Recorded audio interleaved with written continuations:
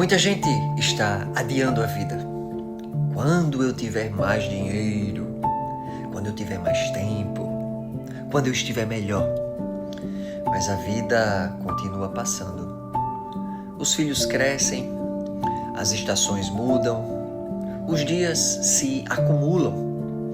E talvez o maior risco não seja fracassar. Talvez seja esperar tanto para viver que a vida passe sem ser percebida.